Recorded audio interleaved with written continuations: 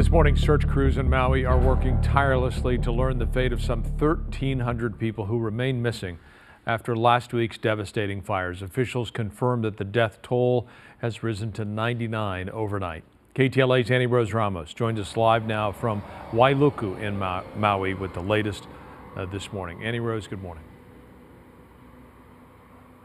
Frank, good morning to you. That death toll 99, with the governor saying just a couple of hours ago that it could even double, if not triple. And here's why he thinks that. It's because those search and recovery efforts have only searched through about 25% of Lahaina. That's a fraction of the soot and ashes that they need to move through.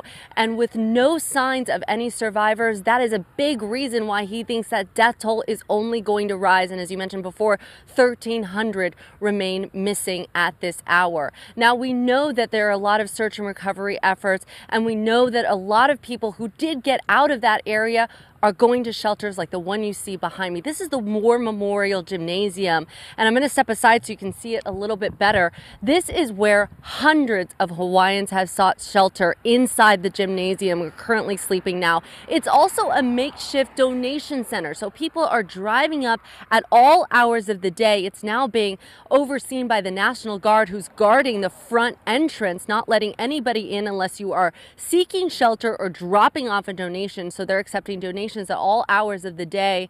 And this is where you can see some of the tents here. That food is getting dropped off. Some of the folks inside the shelter walking out to get food as well. And some of the donations are being loaded onto these pallets that you see, where we understand, locals tell us at least, that they believe that they're going to be sent to some of those most impacted areas of the island. Now, take a look at this map. We have a map for you so you can get a better idea of where we are in relation to some of those impacted areas. Now, the stadium where we are, that's where those displaced people from the fires are staying in Wailuku. It's about 20 miles from Lahaina, where the worst part of the damage and destruction is. Lahaina is still completely shut down to a lot of residents and to a lot of anyone else, to tourists, to media, while authorities say they need it shut down to continue their recovery efforts there. Many of those residents who used to live in Lahaina now making their way over to where we are on this part of the island for shelter.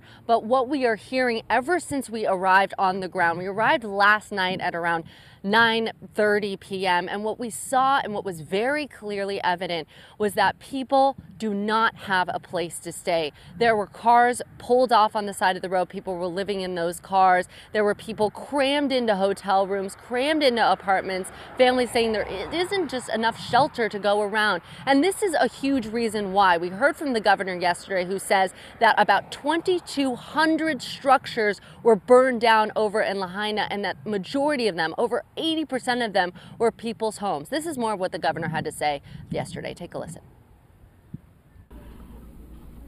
In just the last 2 days, we've secured the following: 402 hotel rooms now available to immediately put people who have been displaced into a hotel room for their family. Starting tomorrow, 1,400 units from Airbnb will be available.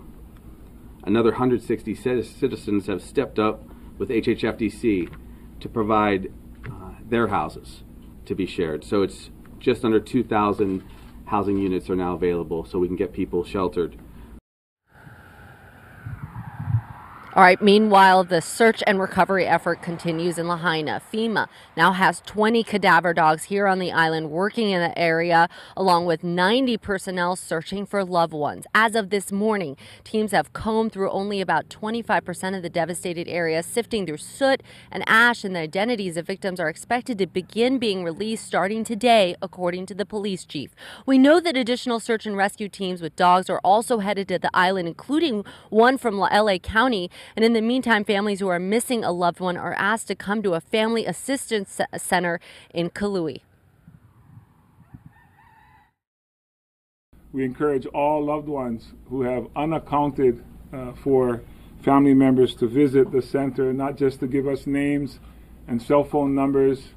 And again, those cell phone numbers assist the FBI in locating people, but also, most importantly, to administer DNA swabs, so that we can make identification of anyone that is unaccounted for.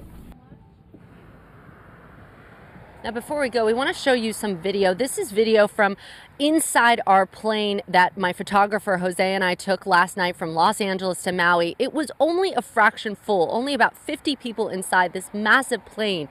The flight attendant telling us she has never seen a flight to Maui so empty, that this is a time when typically a lot of people, a lot of tourists are coming to the island during the summer. Instead, it was filled with people who are volunteering with the Red Cross, and the message now from officials is that Maui is open and tourists are welcome. It would be potentially catastrophic if no one traveled to the island. We probably would see a mass exodus from Maui, but we will be compassionate. First and foremost, there will be emergency appropriations as necessary. Second, we intend to house our individuals who are going to be rebuilding Lahaina, who are going to be doing the cleaning and the environmental protection piece of Lahaina and West Maui. So we will bring that economic activity. Now, it's still really early here, Frank and Jessica. It's just about 5 a.m. local time here in Maui. 1 week after these wildfires, the main message, though, from the governor and other officials this morning is that disaster aid and relief and support has arrived to this island. We're talking about hundreds from FEMA, National Guard, active military and service members, all here. And the governor says more are going to be arriving in the coming days. Reporting live, I'll send it back to you both in the studio. All right, Annie Rose. Happy to see that at least some of the relief supplies have arrived. We want to invite you to stay with KTLA as we continue to share the heart-wrenching stories of the people of Maui. For more ways that you can help those impacted by the wildfires, head to ktla.com/help Maui.